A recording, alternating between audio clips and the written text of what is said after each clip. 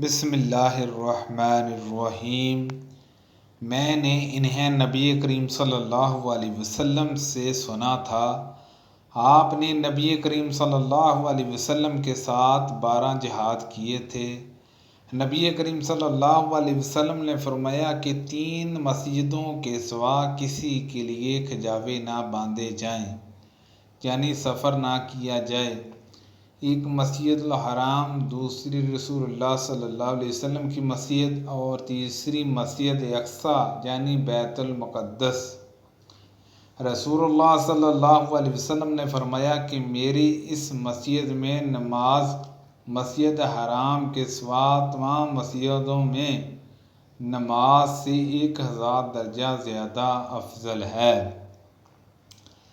حضرت عبداللہ بن عمر رضی اللہ عنہما چاشت کی نماز صرف 2 دن پڑھتے تھے جب مکہ آتے، کیونکہ آپ مکہ میں چاشت ہی کے وقت آتے تھے۔ اس وقت پہلے آپ طواف کرتے اور پھر مقام ابراہیم کے پیچھے 2 رکعت پڑھتے۔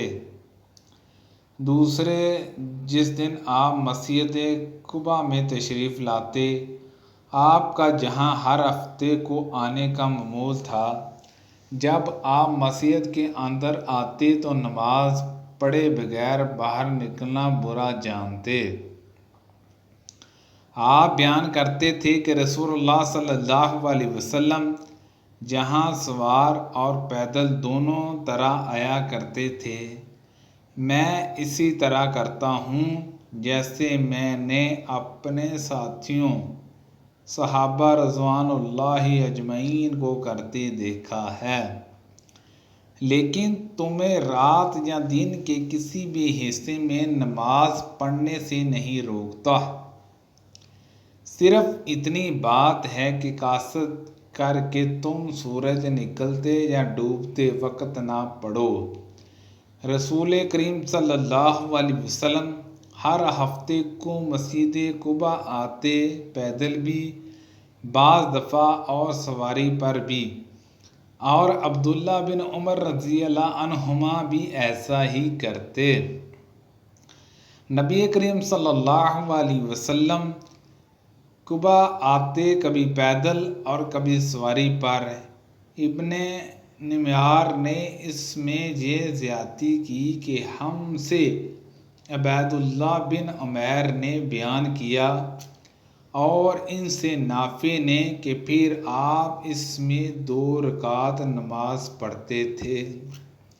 رسول اللہ صلی اللہ علیہ وسلم نے فرمایا کہ میرے گھر اور میرے اس منبر کے درمیان کا حصہ جنت کی کیاریوں میں سے ایک کیاری ہے۔ نبی کریم صلی اللہ علیہ وسلم نے فرمایا کہ میرے گھر اور میرے منبر کے درمیان کی زمین جنت کے باغوں میں سے ایک باغ ہے، اور میرا منبر قیامت کے دن میرے حوض پر ہوگا۔ میں نے ابو سعید خدری رضی اللہ عنہ کو رسول اللہ صلی اللہ علیہ وسلم کے حوالے سے 4 حدیثیں بیان کرتے ہوئے سنا جو مجھے بہت پسند آئیں۔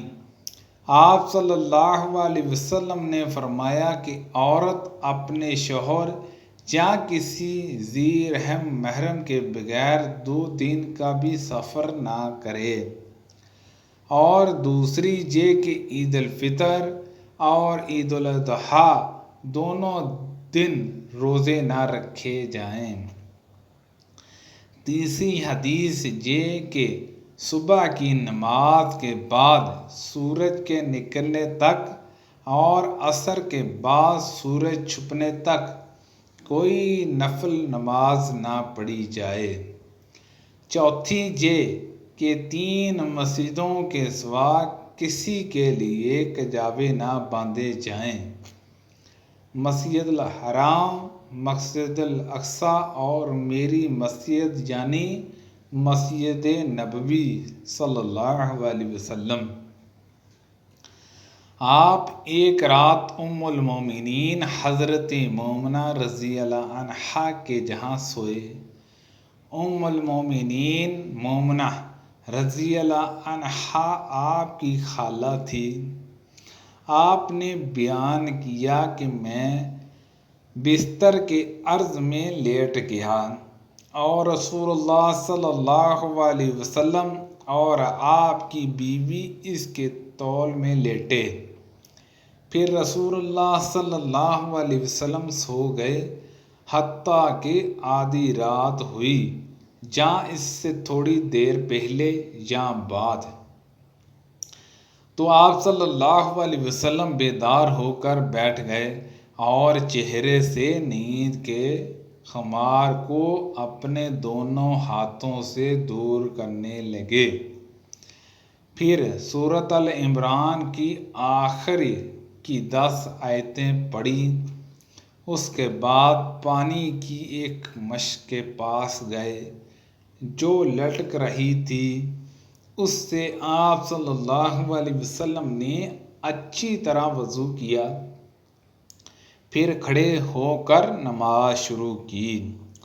حضرت عبداللہ بن عباس رضی اللہ عنہما نے کہا کہ میں بھی اٹھا اور جس طرح ان حضور صلی اللہ علیہ وسلم نے کیا تھا میں نے بھی کیا، اور پھر جا کر آپ صلی اللہ علیہ وسلم کے پہلو میں کھڑا ہو گیا۔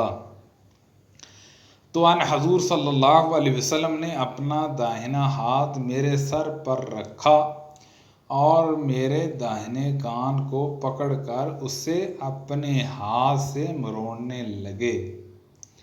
پھر آپ نے 2 رکعت نماز پڑھائی، پھر 2 رکعت پڑھائی، پھر 2 رکعت پڑھائی، پھر 2 رکعت پڑھائی، پھر 2 رکعت پڑھائی، پھر 2 رکعت پڑھائی۔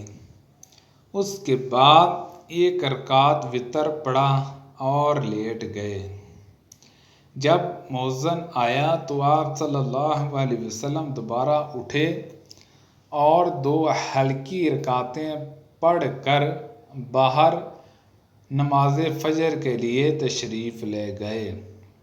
سبحان اللہ عز و جل۔ اللہ پاک سے دعا ہے کہ اللہ پاک ان حدیثوں پر عمل کرنے کی توفیق عطا فرمائے۔ اللہ پاک ہم سب کو صحت و تندرستی عطا فرمائے۔ آمین بجاہ النبی الامین صلی اللہ علیہ وسلم۔